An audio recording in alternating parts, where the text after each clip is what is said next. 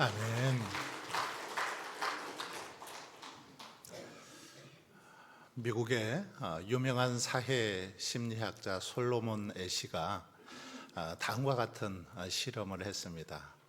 먼저 이 왼쪽 카드에 20cm 되는 이 막대 그래프를 하나 이렇게 그렸습니다. 그리고 이제 오른쪽에는 3개의 막대 그래프를 그렸는데 15cm, 20cm, 그리고 25cm 이렇게 그려놓고 사람들에게 왼쪽에 있는 20cm와 같은 이 크기를 고르라, 이런 문제를 냈습니다. 너무 쉽죠? 너무 쉽습니다. 누구라도 다 고를 수 있습니다. 한 개는 짧고 한 개는 길어서 20cm 금방 이렇게 시력이 좋지 않아도 고를 수 있습니다. 이 애쉬는 7명에서 9명 정도의 이 대학생들을 한 자리에 모아놓고 실험을 진행했습니다. 참가자들은 카드를 보고 이제 한 사람씩 이렇게 정답을 말하면 되는 거죠. 그런데 이 실험이 진행되자 이상하게도 이 앞에서 사람들이 말을 하는데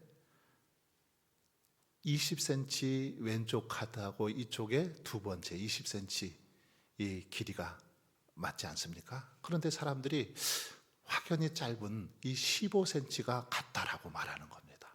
그래서 이 사람이 이 실험에 참가했던 사람이 놀랬죠. 그런데 사실 이 사람들은 이 솔로몬 애시의 부탁을 받은 연기자들입니다. 8명은 연기자들이고 마지막 실험 참가자 한 사람만 거기에 이제 참가한 사람이죠. 진짜 참가자죠.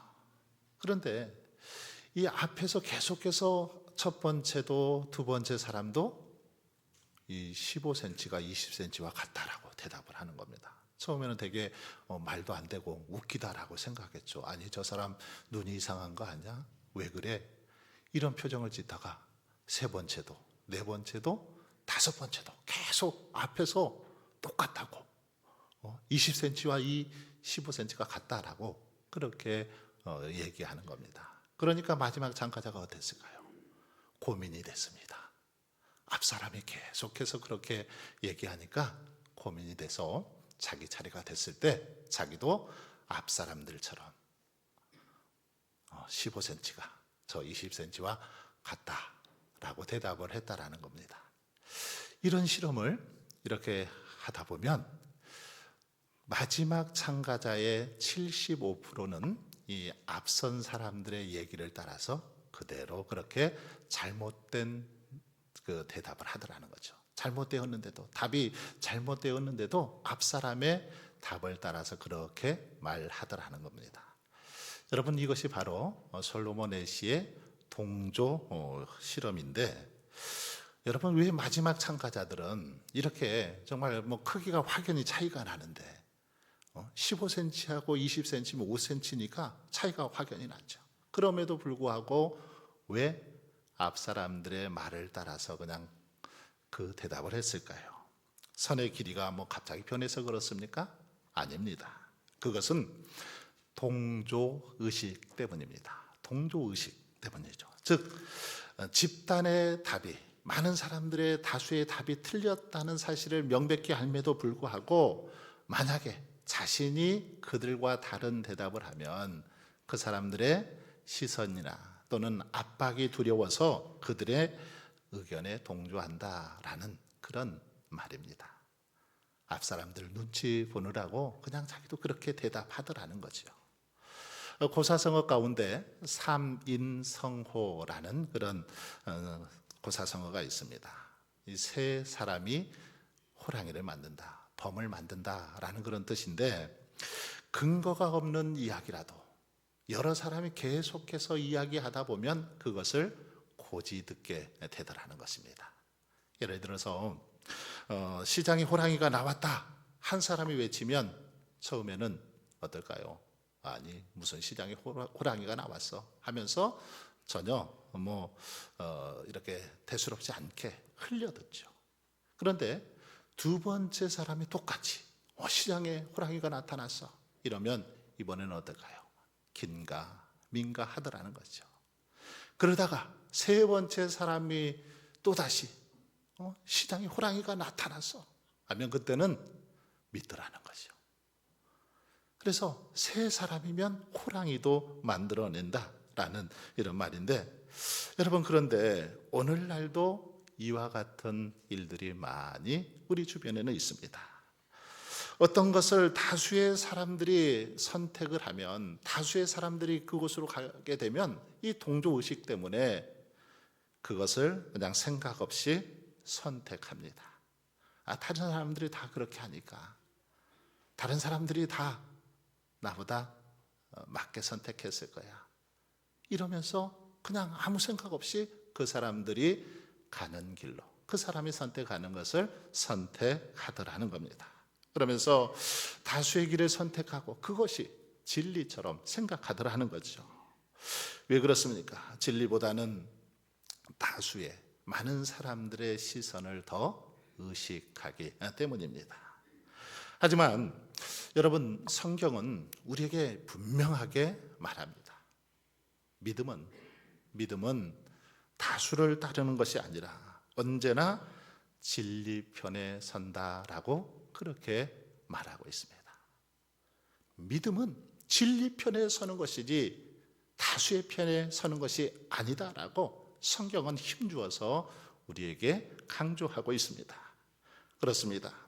시대를 거스르는 믿음, 우리가 지난주에 이어서 오늘도 시대를 거스르는 믿음에 대해서 살펴보는데, 시대를 거스르는 믿음은 다수를 따르지 않고 진리를 따릅니다.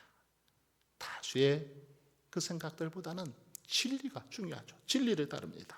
그래서 아무리 많은 사람들이 세상 유행을 쫓아가도 믿음의 사람들은 하나님의 뜻을 구하고 하나님께서 원하시는 길을 가는 것입니다. 오늘 본문의 여호수아와 갈렙은 바로 그 대표적인 인물들입니다. 모세는 가나안 땅에 들어가기 앞서서 이제 각 지파에서 한 사람씩 12명의 정탐꾼을 이렇게 뽑습니다.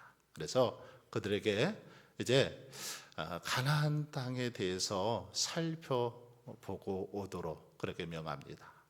그래서 이제 40일 동안 가나안 땅을 정탐하러 이렇게 가죠. 가는데 그들을 향해서 모세는 그렇게 말합니다.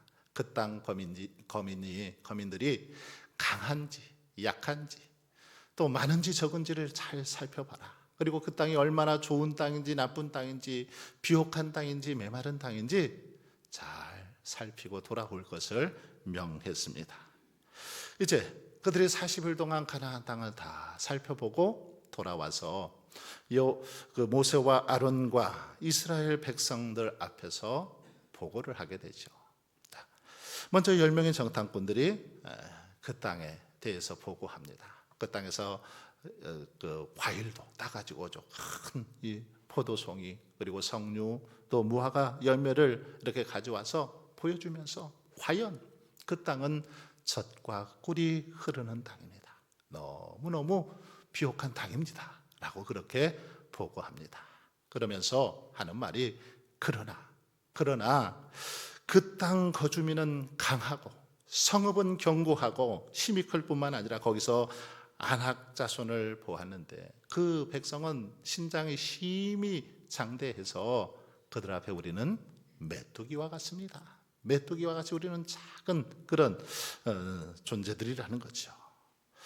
이들은 10명의 정탐꾼들은 그 땅 참 좋은 땅이긴 하지만 그러나 그 땅 거주민은 강하기 때문에 우리가 그 땅을 취할 수 없다, 정복할 수 없다라고 그렇게 말하는 것입니다. 가나안 땅이 좋기는 하지만 그곳에 사는 사람들이 우리보다 훨씬 더 강하기 때문에 우리는 그 땅 들어갈 수 없다, 취할 수 없다라는 겁니다. 왜 이렇게 말했습니까? 10명의 이 정탐꾼들은 믿음이 아닌 바로 환경을 보았기 때문이죠. 하나님의 약속보다는 이 현실을 보고 사람을 보고 분위기를 보았기 때문에 이런 판단을 내린 것입니다. 여러분, 바로 이것이 다수를 따르는 사람들의 특징입니다. 다수를 따르는 사람들은 환경을 보고 분위기를 봅니다. 현실의 상황을 보죠. 그래서 그들은 여러 사람들이 그렇게 하니까 자기만 안 하면 왕따를 당하고 또는 손해를 볼까 봐 그냥 생각 없이 다른 사람들의 행동을 따라서 그렇게 행동하더라는 거죠. 하지만 오늘 본문 속의 여호수아와 갈렙은 달랐습니다. 이들은 똑같은 이 상황이지만 환경보다는 하나님을 보았습니다. 7절로 9절을 제가 한 번 더 읽어보겠습니다. 우리가 두루다니며 정탐한 땅은 심히 아름다운 땅이라. 여호와께서 우리를 기뻐하시면 우리를 그 땅으로 인도하여 들으시고 그 땅을 우리에게 주시리라. 이는 과연 젖과 꿀이 흐르는 땅이니라. 다만 여호와를 거역하지는 말라. 또 그 땅 백성을 두려워하지 말라. 그들은 우리의 먹이라. 그들의 보호자는 그들에게서 떠났고 여호와는 우리와 함께 하시느니라. 그들을 두려워하지 말라. 여호수아와 갈렙은 하나님께서 자기들과 함께 계심을 확신했습니다. 전능하신 하나님께서 자기들과 함께 하심을 확신했죠. 그래서 하나님이 기뻐하시며 하나님이 도우시면 능히 그 땅을 취할 수 있다. 저들은 우리의 먹이다. 예전 성경에 보면 우리의 밥이다 라고 했는데 그들 우리의 밥이다라는 겁니다. 능히 그 땅을 취할 수 있다라고 확신했습니다. 여호수아와 갈렙은 환경이 아니라 하나님의 약속을 보았습니다. 다른 사람들은 현실을 보고 두려워했지만 환경을 보고 겁을 먹었지만 여호수아와 갈렙은 환경이 아닌 하나님을 바라보면서 담대할 수 있었습니다. 그렇습니다. 믿음의 사람은 현실의 이 장애물보다는 하나님의 약속을 더 크게 봅니다. 현실의 어떤 환경들보다는 하나님의 약속 더 크게 보죠. 10명의 사람들은 그 땅의 거민들을 보았지만 여호수아와 갈렙은 그래서 하나님을 보았고 하나님의 약속을 보았습니다. 그래서 그들은 이렇게 외칩니다. 다만 여호와를 거역하지는 말라. 또 그 땅 백성을 두려워하지 말라. 그들은 우리의 먹이라. 그들의 보호자는 그들에게서 떠났고 여호와는 우리와 함께 하시느니라. 할렐루야. 할렐루야. 얼마나 멋진 고백입니까? 바로 이것이 믿음의 본질이죠. 이들은 하나님이 우리와 함께 하신다라는 사실을 분명하게 확신하고 하나님의 약속을 붙잡았습니다. 믿음은 무엇일까요? 그것은 누가 우리와 함께 하시는가를 보는 게 바로 믿음입니다. 이 믿음의 눈은 오늘 나와 누가 함께 하시는가 이것을 바라볼 수 있는 눈이 바로 믿음의 눈입니다. 여호수아와 갈렙은 10명의 사람들, 즉 다수의 사람들과는 달리 이 믿음의 눈을 가졌습니다. 젖과 꿀이 흐르는 가나안 땅을 차지해야만 하고 차지할 수밖에 없는 약속의 땅으로 그들은 보았던 거죠. 그 땅을 주시마 약속하신 신실하신 하나님을 보았습니다. 그 땅을 주시고도 남을 능력의 하나님을 온전히 신뢰하고 확신에 찬 눈초리로 그렇게 그 땅을 바라보았던 것입니다. 그럴 때 정말 그 믿음대로 그 땅을 정복하고 그 땅에 들어가는 복을 누렸던 것은 우리는 잘 알 수 있습니다. 여러분, 그런데 이 땅을 살아가다 보면 정말 많은 사람들은 우리에게 그렇게 말합니다. 믿음으로 사는 게 손해다라고 말합니다. 많은 다수의 사람들은 믿음으로 양심껏 살아가면 손해본다라고 말하죠. 정직하게 일하면 손해본다라고 말합니다. 주일날 바쁜데 주일 성수하고 하나님께 이렇게 헌신하고 열심을 부으면 왜 그렇게 힘들게 사느냐고 비아냥거리기도 합니다. 하지만 여러분, 시대를 거스르는 믿음은 다수의 사람들의 이런 목소리보다는 진리의 말씀을 따라 살아가는 것입니다. 때로는 세상을 거슬러 살아가는 것이 외롭고 힘들어도 우리와 늘 동행하시는 하나님만을 바라보며 사는 믿음, 이것이 시대를 거스르는 믿음입니다. 한 실험자가 이 자전거 핸들을 반대로 이렇게 연결해서 자전거를 탔습니다. 그래서 이 자전거는 핸들을 오른쪽으로 돌리면 왼쪽으로 갑니다. 그리고 왼쪽으로 돌리면 오른쪽으로 가고 그렇게 되는 거죠. 그래서 처음에는 타기가 너무너무 힘들었습니다. 하지만 계속해서 이렇게 연습하다 보니까 나중에는 이제 자유자재로 그렇게 이 자전거를 탈 수 있었습니다. 그가 이렇게 말합니다. 세상은 이 한 방향으로 가지만 나는 다른 방향으로 가는 법을 배웠습니다. 여러분, 바로 믿음은 세상을 거꾸로 타는 이 자전거와 같습니다. 세상은 죄를 향해 달려가도 우리는 거꾸로 하나님을 향해 나아가야 하는 사람들이죠. 처음에는 이렇게 살아가는 것이 힘듭니다. 어렵습니다. 하지만 계속해서 노력하다 보면 나중에는 자연스럽게 자유롭게 탈 수 있더라는 겁니다. 처음에는 이 믿음을 지키면서 주일 성수하고 신앙생활 한다는 거 힘들죠. 하지만 오랫동안 이제 하신 분들은 오히려 지키지 않으면 불편합니다. 하나님 앞에 나오지 않으면 불안하지. 여러분, 여호수아와 특별히 갈렙은 오늘 본문에 보면 10명의 정탐꾼만 거스린 게 아닙니다. 본문을 보시면 100만 명이 넘는 이스라엘 회중 전체를 거슬렀습니다. 그러다가 이렇게 그들을 거스리니까 아주 큰 위험에 빠지죠. 어떤 위험에 빠집니까? 돌에 맞아 죽을 위험에 처하는 걸 볼 수 있습니다. 10절 한번 보세요. 온 회중이 그들을 돌로 치려 하는데 여호수아와 갈렙은 자기들 둘만 그냥 믿음으로 그렇게 하나님 바라보았지만 다른 수많은 사람들이 그들을 향해서 돌을 던지려고 하죠.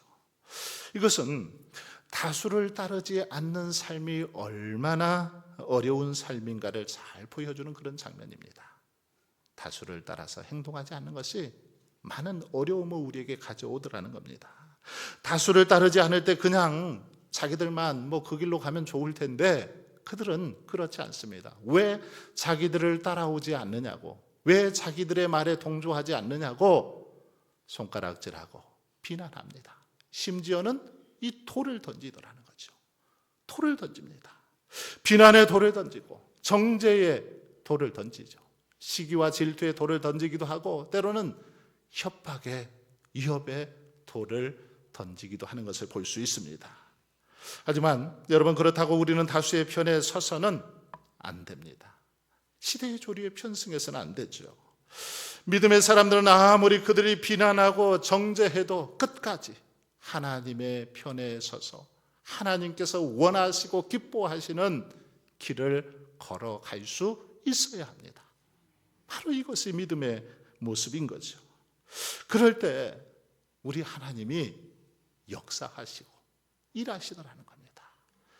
고난 속에서도 핍박 속에서도 끝까지 믿음의 길을 걸어갈 때 하나님께서는 그들을 도우시고 그들에게 놀라운 역사를 일으켜 주시는 걸 볼 수 있습니다. 자, 10절을 다시 한번 보십시오. 온 회중이 그들을 돌로 치려 하는데 그때에 여호와의 영광이 회막에서 이스라엘 모든 자손에게 나타나시니라. 아멘. 할렐루야. 하나님께서 나타나셔서 도우시는 그런 모습을 볼 수 있습니다. 돌로 쳐서 죽을 위기에 그렇게 놓였을 때 하나님께서 역사하셔서 그들을 구원해 주셨습니다. 그 순간 여호와의 영광이 나타났습니다. 그래서 여호수아와 갈렙을 보호해 주셨지요. 여러분, 우리들이 다수의 길을 따르지 않고 믿음의 길을 걷다 보면 때로는 이렇게 돌에 맞을 위기에 놓일 때도 있습니다. 하지만 그렇다고 여러분 실망하거나 낙심할 필요가 없습니다. 왜냐하면 우리 곁에는 우리와 함께 하시는 하나님이 계시기 때문입니다.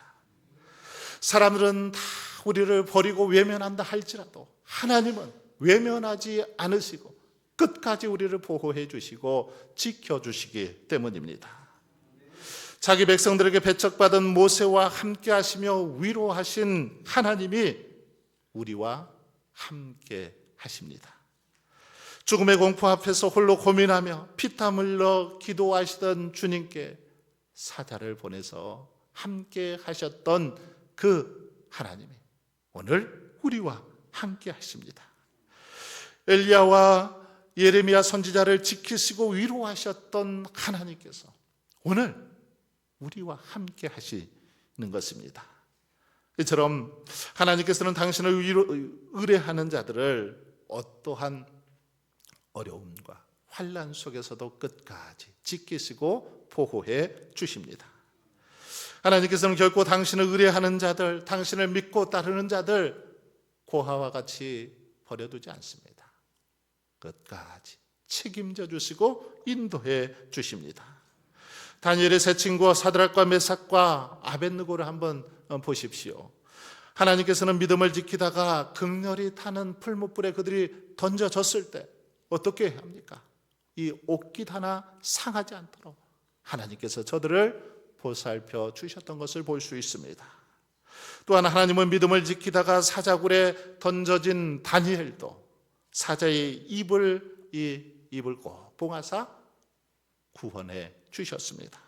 엘리야에게는 어떻습니까? 하나님께서는 이스라엘의 그 박해를 피해서 숨어있던 엘리야에게 3년 반 기근 동안 까마귀를 통해서 또 사르밧 과부를 통해서 먹을 것을 공급해 주셨습니다. 또한 그가 이세벨의 칼날을 피하여 도망치다가 광야 길에서 기진하였을 때는 천사를 보내셔서 엘리야를 어루만져 주시고 그렇게 힘을 주셨던 걸 볼 수 있습니다. 그렇습니다.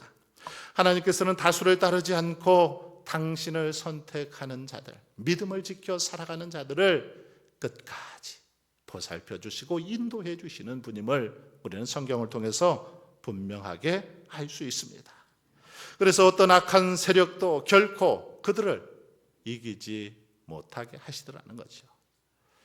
물론 때로는 하나님을 의뢰하는 자가 악한 자들에게 압제를 받기도 합니다. 때로는 비난을 받고 여러 가지 어려움을 겪기도 합니다. 하지만 우리 하나님께서는 반드시 그들을 다시 회복시켜 주셔서 안전히 거하게 하시며 참된 평강과 기쁨을 누리도록 인도해 주시는 분인 줄 믿습니다. 그들의 생명이 때로는 끊어질 수도 있습니다.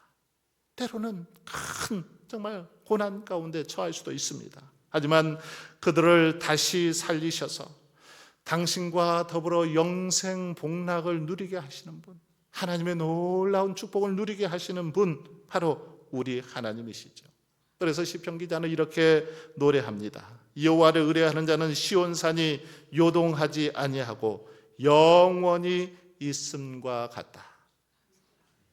여러분, 그러므로 우리는 오직 하나님 말을 의뢰하고 또 선택하는 그런 삶을 살아갈 수 있기를 바랍니다.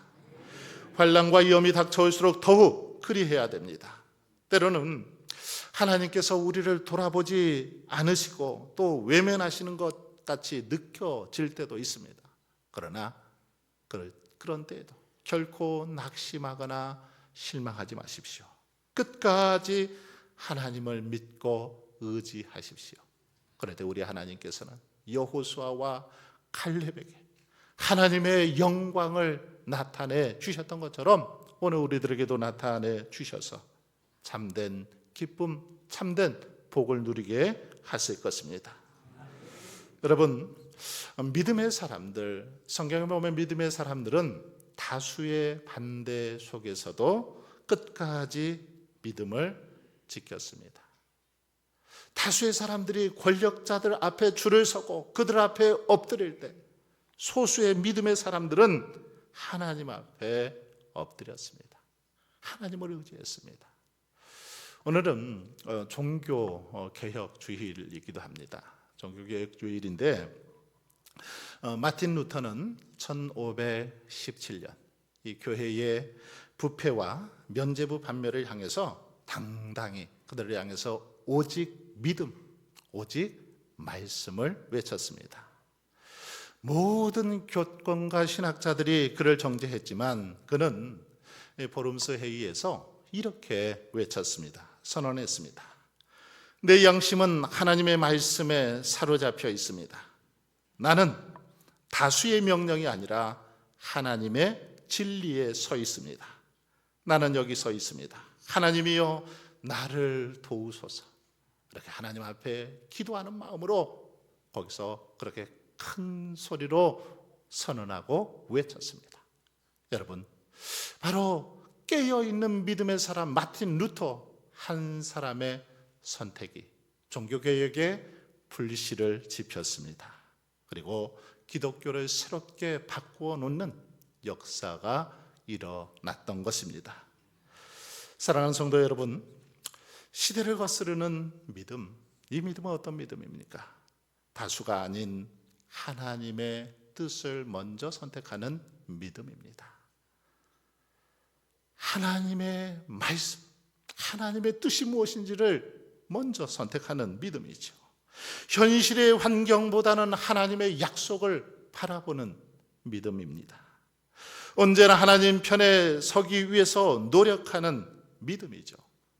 때로는 돌에 맞을지라도 끝까지 인내하는 믿음입니다. 여러분, 믿음의 길은 결코 인기 있는 길이 아닙니다. 다수가 외면하고 비난하고 조롱하는 길이죠.